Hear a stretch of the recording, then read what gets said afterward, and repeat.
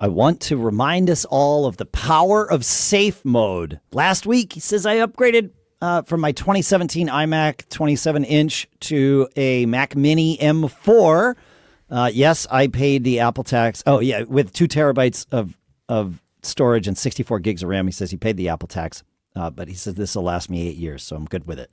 About a month ago, yeah, I get it. I have done the same thing. About a month ago on my old iMac, I started having issues with network connectivity.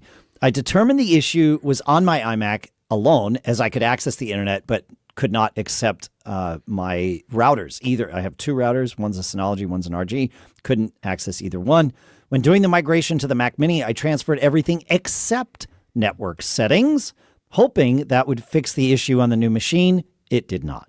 Finally, I called Apple, and after running through the basics, Apple support suggested restarting in safe mode to see if the problem continued there.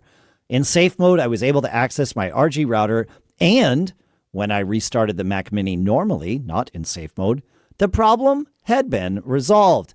I then did this on my 2017 iMac with the same results. I wish I knew exactly what got resolved, but at least it was good to see that safe mode was the right fix. Yeah, safe mode's an interesting thing.